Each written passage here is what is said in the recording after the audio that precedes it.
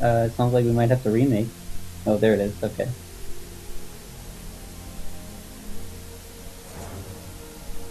Ari. Ari, as usual, is it perhaps they just don't like playing against the champion? I don't know if Otter is, I think you it's know, partially champion. specifically good.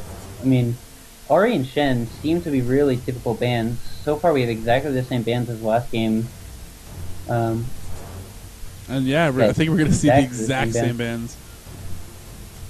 I'm assuming York is a target ban for format, but I think it's just because what they want to run against. I think that Yorick is probably good against whatever top solos they want to run, and then on top of that, it just makes characters tankier, and they don't want to have to deal with that. not to mention, I mean, when Dexter's going Vayne every game, Vayne York is a nasty combo. Yes. So perhaps they're just kind of, take out one half of that combo because they know they can handle Vayne in lane. So just ban the York, and that gets rid of because he's very annoying to lane against. I think that everybody feels that way.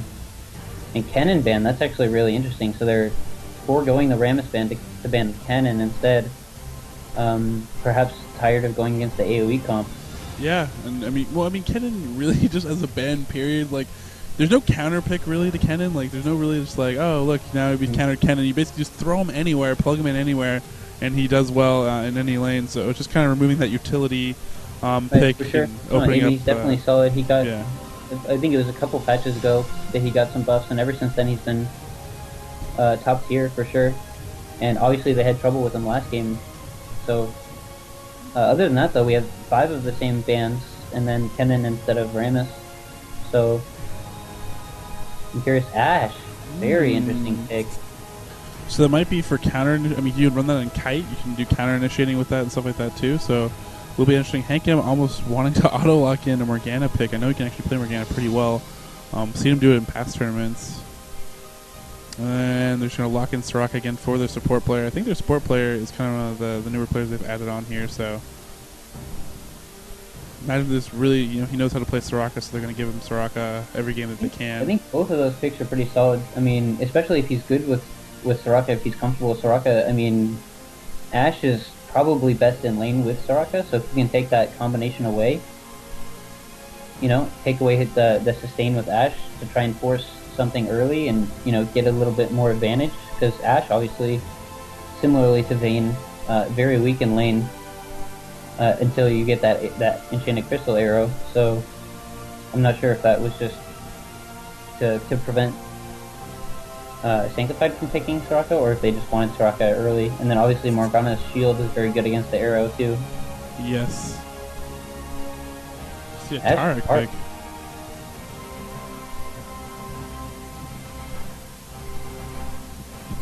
Personally, I'm really not a fan of that pick. I'm curious as to the reasoning of that. I'm not sure why you would pick Tarek into Morgana and into Soraka. That loses it in lane and it loses late game. So I'm really curious as to why you would pick that. Pretty interesting. Looks like we're going to have a Pirate pick. Pirate, I think that's partially because no one has picked a top or a jungler yet. And Pirate can do both of those. He's a very versatile champion and very strong in both roles. So, if you get countered top lane, you can always switch him to jungle. Yes. They do have that possibility. And then we have, again, we have Corki and Amumu. Yep. So very similar team comp, except instead of Kennen, they've got the Morgana mid. And Gragas looks like to counter the AoE. Are they actually going to lock it this time? Last time we went with Morgana, but that's been taken. So they might have to go with the Gragas. I think it's good counter AoE, so I mean, I wouldn't have a problem with it. And Gragas has no problems with Morgana in lane, so I definitely don't have any problems with that. Yeah. Udir's a solid pick as well. Definitely solid early, and I like the fact that they have the ability to send Udyr top or jungle right now. So if they have Eyesight Bears pick a top laner that they're not comfortable with, they can always switch out as they see fit. Yes, definitely. That is kind of the advantage of taking these kind of bruiser characters. I know I've seen a lot of first picks Pirate a lot of times to try to bait out maybe a counter pick. Some teams get overzealous, so I know a counter pick, and then you just bring it right back and just pick another top solo that can deal with it and send Gangplank into the jungle. Yeah. Yep. Rare to see how this game goes out. And again, I kind of wonder, Ash, very good kite. They kind of almost have a kite-ish team at this point. They really do. They Jana have would very have been good initiate. the better pick over Tarek. I really don't like the Tarek pick. And Vladimir to finish up the AoE. Like me personally, just to develop something support-wise at least, I'm always picking Jana if she's available, just because I feel she's so strong now, especially just because I like supports that are relevant, in the mid-late game, and she's the best. Dawn is definitely the king of late game. Yeah. Or queen, rather. Yeah, queen, I guess, yes. The player's king. You see the swap from Udyr and GP after they see the Vlad pick. Yep. So, I don't know if that was intended originally or what, but I definitely think that both Udyr and Gangplank have the ability to fight Vladimir in lane, so perhaps they want to pick Udyr, the stronger counter jungler. Yeah. Udyr definitely can cause problems for Mummy, and Morgana and Vladimir are pretty weak for fighting early game. So if Udyr can get an invade, I think that Gangplank and Gragas are going to be able to help out a lot more in jungle fights, pre-level 6 than Morgana and Vladimir. It'd be interesting too, though. I mean, Highwind, if you choose to go Phoenix Udyr, he actually could be like that pseudo Shyvana, with that Phoenix dance, you can clear so fast. Definitely could cause problems for the Mumu. I definitely would expect Otter and Cambro to win the bot lane again. I really, really don't like the Tarek pick. I've said that several times already, and I'm sure I'll say it several times more. You'll probably say it during the game. Maybe he'll prove me wrong, but no, maybe he will prove you wrong. I don't understand. This was probably the game of the 3 that we've cast. This is the game that Sona would make the most sense to me, so I'm not sure why he would pick that now. I don't know, maybe they just wanted to rotate out of it, try something different, mix it up after that last game. I mean, Ashe and Tarek can do some nasty damage level 1 and 2, so perhaps that's their plan, but Corki and Soraka should be able to handle it just fine. Yeah, I mean, so much escape mechanisms, already got that cleanse there. Yes, that cleanse, and even if Corki takes some damage early, or if he gets zoned over a few CS, his mid-game is a lot stronger than Ashe. Like, if they just fight at level 6, especially with the triple heal coming from Cambro and Soraka, he's got cleanse for arrow and Tarek stun, so almost all of the damage from Dexter and Sanctified is going to be nullified because they're not going to be able to CC him at all. Yeah. Yeah, that is actually really rough right now. I don't know, if Morgana was picked after Tarek, I could understand it more, but he saw the Morgana pick, and that's what confuses me the most. So here we go. So we're gonna have to see how it's going. It does, it's all a theory, all in champion pick, but no plan survives contact with the enemy. So we're gonna have to see, maybe if they can show something, play it out. And I mean, if of all the players so far in the tournament, I think Dexter and Sanctified have shown that they're good at unorthodox lanes and specific champions. So perhaps this is their third fallback. They got Kog'Maw banned, and they can't handle Corki Soraka with Vayne, so they move on to their next lane, which is Ashe Tarek. Yeah, I agree. We saw Gangplank Vladimir, I think it was game 1, same matchup, and Vlad was up 10 CS and got the tower early, but he also had a little bit of help from a Mummy, so it'll be interesting to see how top lane goes as well. They do have the teleport advantage for dragons and stuff like that, yeah. Yeah. Should be pretty interesting to see. I think HRNR, I think if anything, RaiseYourWeapon, they've had a problem with this tournament is kind of dragons. I mean, I don't think there's been, I don't know if there's been many games where they actually had dragon control. Most of the time the enemy team is stealing from it. It still hadn't mattered either they had superior CS or they came back through other objectives, but for the most part. True, but another thing that I think a lot of people, they overstress Dragon a little bit because, obviously it's a huge part of the game, but if you know that you're a better team mechanically and that you can slowly build leads, I actually think it's better to play like RaiseYourWeapon has been and not take risks with early team fights because, sure, if you win those team fights, you're going to win the game, But if you lose those team fights, you're going to lose the game. And if you don't team fight at all, you're going to win because you have better mechanical skills. You're going to be better. So why press the advantage? Why roll the dice? Why not just sit in lane and farm, mitigate their advantage from dragon, and win on CS? Because there's plenty of games when they would be down 2 dragons and be up 8k gold. You know, even when it wasn't from kills, when it's just being out CSing by 100. Yeah, definitely. So here we go, Raise Your Weapon versus HRNR, the finals of the Game Breakers LAN tournament. Going to start off here nice and strong. A lot of teams buying boots, going to get out there really, really quickly. Both teams pinging, it looks like, to the same area. So we might see a meeting from HRNR and Raise Your Weapon. Interesting, we have 5 people coming down mid for high risk no reward, but Raise Your Weapon has split. Looks like to cover all the entrances. But they're gonna miss the red. Didn't see it. They didn't see the invade. Yeah. But I think what's actually gonna happen here is so. This is what's happening. Raise Your Weapon's gonna go in this tri-brush, try to make sure that they don't get they want to do the golem trick, but they also don't want to get invaded on, so they're checking that. Right. And then what they're gonna do is they're gonna actually rotate around here and actually probably give this to Pirate. At red, and then Pirate's going to solo red. He's going to blue pill back to base, buy and actually teleport in the lane, so he has that advantage against Vlad in lane. And Tiger Udyr also. Jungle Tiger Udyr. That's interesting. Highwind actually is a huge fan of Tiger Stance Udyr. Double load up the Tiger. But it does slow down your jungle, so you need to take advantage of the fact that you have Tiger and you need to fight early. Yes. So we'll see if he does that. If you can, if you're counter jungling a lot, he definitely can take down Mummy by himself.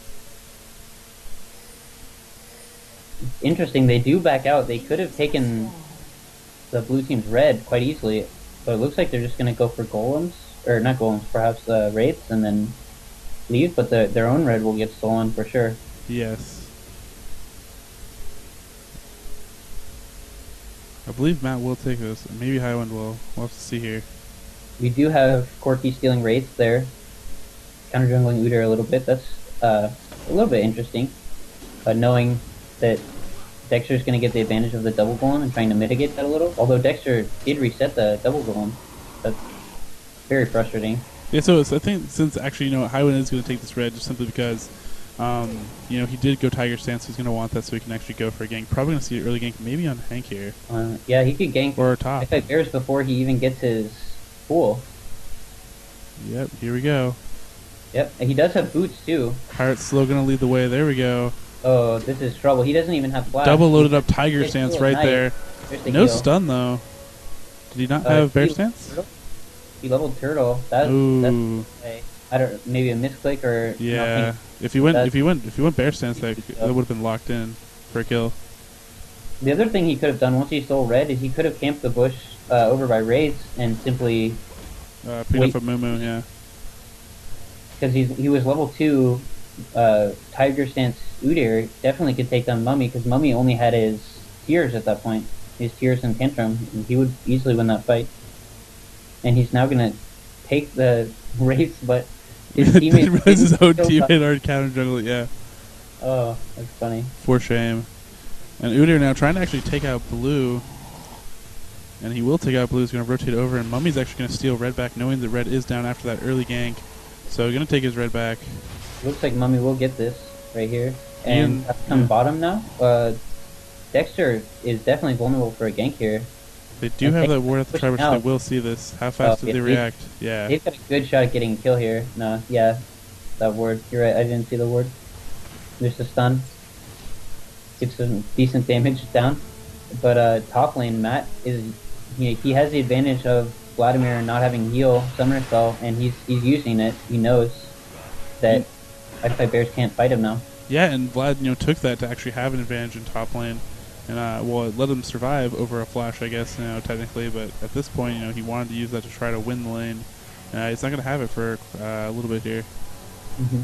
And we see the same issue for Matt as we did in the first game, where he's fine on health, but he's going to run out of mana quickly because he has to CS from range with Parlay. Yeah. He does have teleport though, so if he uses that early, then he'll still have it up in time for dragon fights. Yep, and he won't have to actually, even if he did use it, he wouldn't have to worry about Vlad teleporting down. Maybe only a rotation. Although we have Mummy is significantly ahead in level than Udyr right now.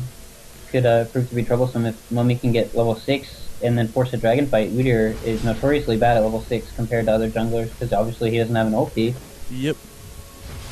And Kabam, like I said, veteran jungler, gets counter jungled, and he knows exactly what to do. Goes over, steals red, does the job. So again, so many games, especially high level tournament games, actually with Amumu. So he knows exactly what to do in any situation.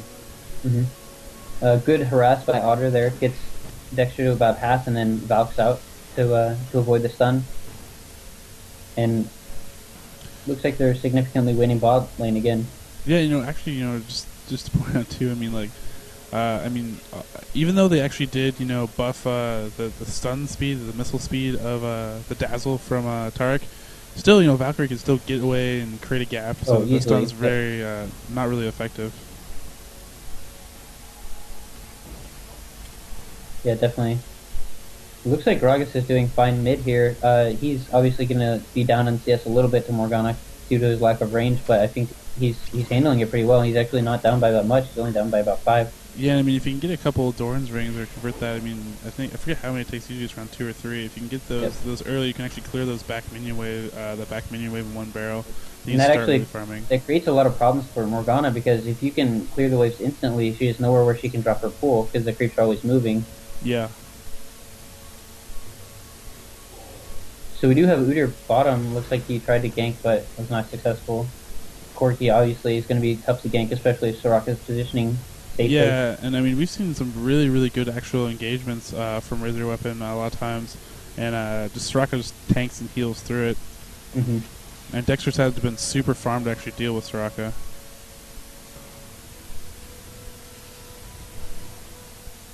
And it really... Looks like Inklink... Oh, go ahead. Yeah, Ashe is really going to have to be super, super patient down here, and she's going to have to be really passive in this game, just, look for late game.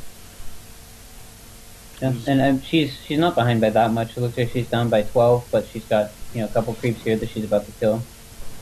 But, yeah, it's the dragon fight that's really going to hurt, because Corki's going to have a lot more burst damage output in general than Ashe will, so they're going to have to get a good arrow down.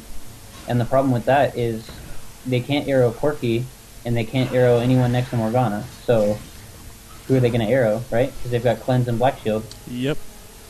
Not a lot of really good targets. It's going to have to catch them unawares and hopefully not have the main target be Corki. And we do have another gank up top, but Vlad simply pulls and walks away. And Matt's actually doing a really good job of out CSing Vlad right now at this current stage of the game. And like I said, that lack of heal early game really hurt Eyesight Bears because he couldn't battle. He knew that he was down a summoner, and here we see Highwind stealing another red buff and Boscow coming up just to make sure he's safe. Yep. Very, very smart by him. There. Yep. He knew he didn't have any waves to clear or anything, so he might as well just go stand over by Udyr, make sure that if something went wrong, it would be alright. We're going to see a dive up top, I'm pretty sure They're here. both. Explosive cast inbound. There goes over the pushed into the turret. There's going to be a pool at some point. It's going to probably juke back down towards the turret. Team heal goes down, but the ignite is so effective, and he will go down. And there we go. First blood actually going to Highwind. Matt's going to tank through that. They need to back out of this before Morgana rotates up. They know it's coming. Yeah, that was really. In a moment, will we see another money bandage toss? That is the question. Body slam might be able to escape this. Yep, there it is. And flash after lands dark bind and gets the proc, and yeah, it will go down. It's a good play, really solid by Hank, knowing that he wasn't going to have to land a binding. He could just lead with ulti. Yeah, and like I said, Hank, very, very solid Morgana player. Has played that character a lot before. So expected very strong play there. Able to pick up the kill. Bottom Corki's lead just continued to extend, and he rushes the Phage. It's very interesting. It seems like that's his standard build. Perhaps going Phage to forego having to go extra Dorans, just so he has more health. Yeah. And yes, blue steal from Kabam and Hank. Highwind was actually right there at Wolves with almost no HP. I'm very lucky they didn't see him. Yeah, and would have picked up a red buff on top of that. That would have been really, really bad. That would have been a huge deal. But yeah, I do like that Phage start, especially on 80's bottom. If you can get away with it, and Corki does get away with it, and it really helps him because he likes to build into that Triforce. So right. Really synergistic with what he wants to do there. I remember when Corky's used to go mana immune all the time because of mana issues. Yeah. But does yeah, the Soraka neatly cancels out that problem though, especially after the change. Yeah, and actually it's a really huge thing. I mean, people thought maybe Soraka would fall off a little bit because you can't just mindlessly farm herself, but with that extra mana think buff, it's a buff. I honestly think it's a buff to Soraka. Yeah.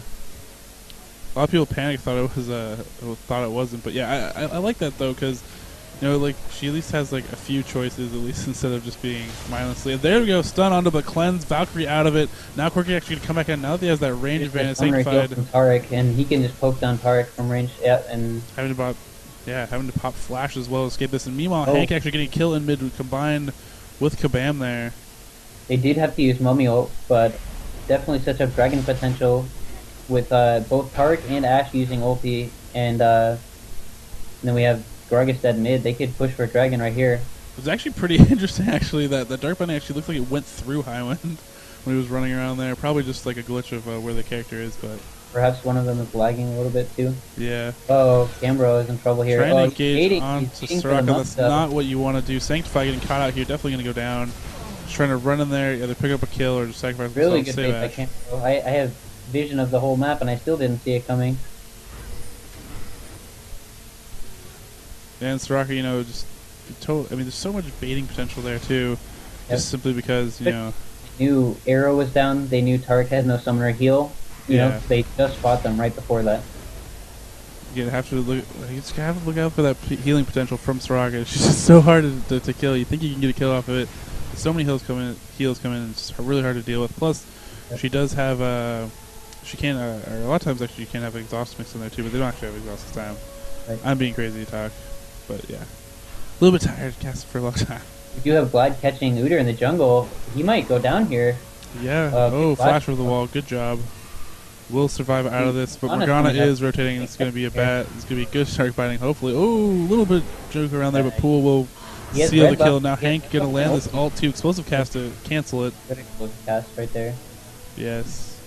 It's too bad he didn't lead with that. He might have been able to save Udyr. Yes, actually, definitely would have been able to save Udyr, but wasn't thinking about that. Kind of was thinking about himself at that point. Yeah. I think. Perhaps hoping that Udyr would be able to dodge the Dark Binding, and he wouldn't have to use the cooldown. Or maybe they could catch Morgana, but. Yeah. So he really always had to get the pull down. The pull down would have actually finished off Udyr as he's trying to run through there too. So I think either way, Udyr would have had a really tough time trying to get out of that. Yeah, no, it was definitely going to be rough, but might have been worth at least trying to save him. And mid farm pretty even, and looking at bottom, you know, a lot more even than it was before. Otter with a slight lead. But still, Otter just went and recalled, and he's got a huge wave here. There's probably 10 creeps here for him to kill. So that's going to extend his lead out a little. And we have Gangplank with a really solid lead top lane. He's up about 30. Which is very good. This is a bright spot for Razor Weapon at this point in the game. Yep. I'm really looking more for that Gangplank ult. I haven't seen it too much in a lot of these fights. That's true. He, I don't know if he's intentionally saving that for team fights or if he's just not paying attention or they don't think that it's going to be helpful, but it might have helped them. At least in some of those engagements. Or maybe he's been using it top. I mean, I haven't been looking at top too much, but maybe he's using top seen him use it top yet. But I don't think so. A little bit of trash talk going down in bot lane. Is to be expected. These players do know each other. They've played against each other a lot, so expect to see some trash talking between these two guys. We have Udyr coming down here for a gank, but he walks through a ward. Mummy perhaps looking for a counter gank here. Yeah, Morgana's coming down too. Inbound. They can definitely catch him here. Highwind is going to run, beach feet, Bear Sensor with a great bandage toss again. Dark Binding lands, Highwind going to go down here. Hankham popping his ult to make sure. And now there's 4 people. Otter taking advantage of Dexter and Sanctified trying to move up through Tribush and gets a little bit of poke and opens up another kill opportunity. Dexter's running for it. There's the ult. Cleanse Flash. Going to get out of that. Dodge the Dark Binding. Great. Well, Ash Hera coming back in, but That's just for show. Big one just barely misses Dexter. That would have definitely put him away. And now Sanctify's left all alone. Gonna have to sacrifice himself. There's the Pirate Ult, but it's not going to convert a kill here, unfortunately. Maybe.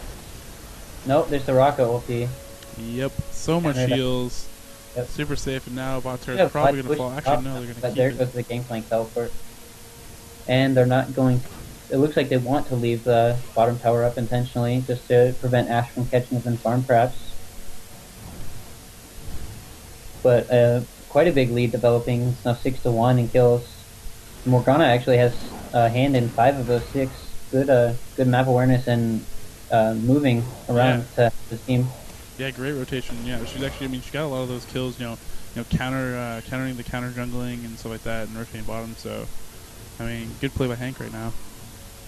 And he actually picked up an Oracle. So perhaps that's part of his plan, is just to keep roaming around. The Oracle's on Morgana really early, 15 minutes into the game.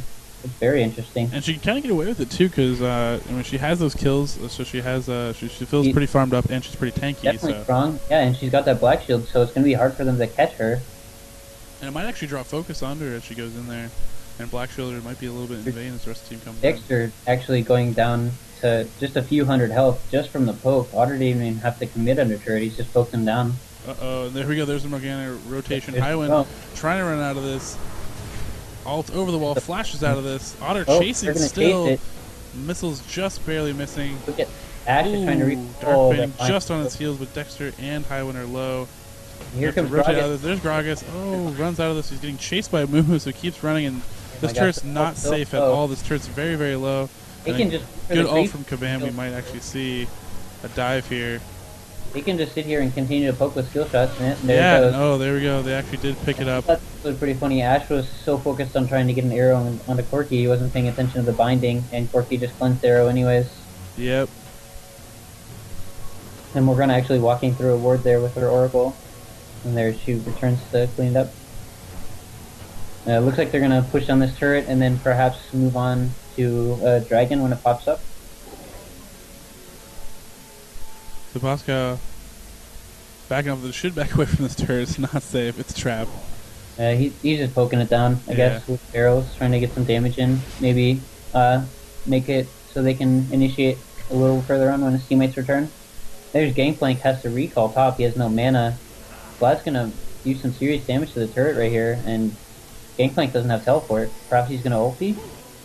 Yeah, there it is. But that definitely gives them a chance to take this free dragon here.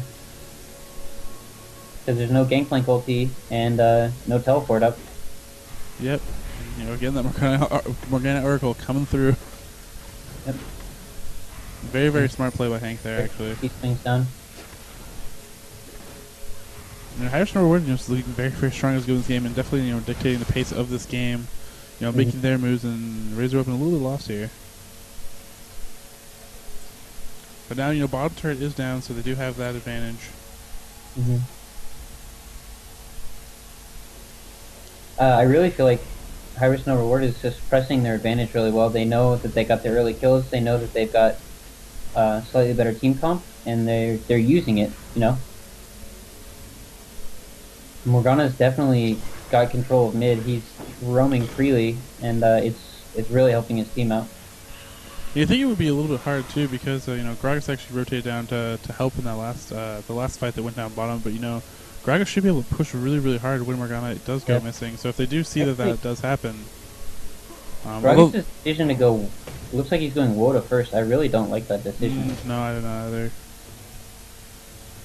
I'm like more AP. If he was double AP maybe, but with a Gangplank top and Udyr in the jungle, that doesn't help anybody but him, and it doesn't even help him that much. So right now, again, the bright spot, Matt at least a little ahead in top lane against the iFight Bears, but it's not going to matter for us. This team is not doing really well, and Gangplank not really dominating that lane either. If you look at his, he's going Triforce, of course, but he actually got the Amplifying Tome and the Brawler's Gloves. So that's kind of funny. I don't know why you get doesn't really want to go for one. He wants to keep his options open. I guess just for the remove scurvy, he just wants a little bit more help. But I feel like the attack speed would have been more useful. Looks like a serious push coming in mid here, but they're in position to stop it. It looks like Dexter's lining up for an arrow here, trying to catch them off guard in the turret, maybe hoping for a dive. Another turret gonna fall here. HRNR gonna pick up another turret. Great bandage toss. Focus onto Boscow. Boscow's gonna try to get out of this, but lots of ult and focus. Pirate ult coming down now, a little bit too late. Really smart play by Kabam there. He once he gets that ulti off and they catch the Gragas, he doesn't try and chase for Dexter. He just backs off, takes the free kill, and then they back up and take another turret. He didn't, he didn't overextend. He didn't get crazy. He didn't get greedy for kills. He just took what they gave him, and then that's it. Yeah, sign of a sign of really good, solid veteran play right there. Yep, just very solid play. We do have Udyr.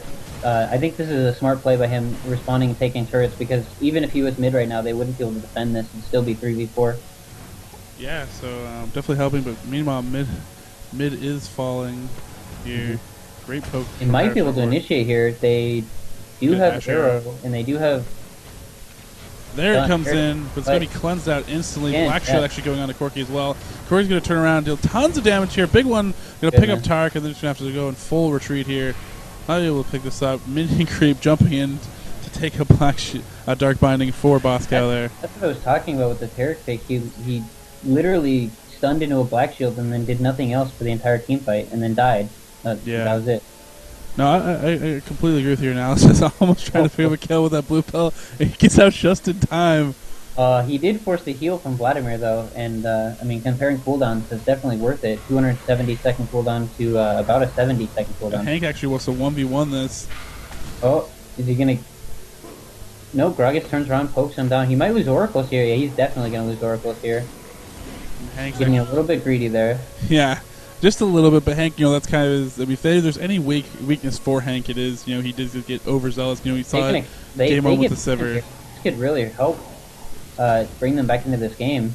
It would be actually huge if they can do this. And Highwind, always looking for those Barons. He's going to go for it. With Mummy bottom and Morgana dead, they could definitely pull this off. Oh, and look at that. They back out right as Corki goes to check it. They could probably do it right now, but it looks like they're going to back up, want to play safe. I don't know. I feel like it would have been a good decision to go for it, but it's too late now. At this point, this is one of the few things that actually probably get them into this game. Yeah, I don't know. Like, when you're behind by this much, you need to take a little bit of a risk, and when you have, Morgana's dead, and Mummy is in view bottom, you kind of got to just take that and roll with it. You have good anti-Baron stuff, too. You have double Regals, like... I think they should have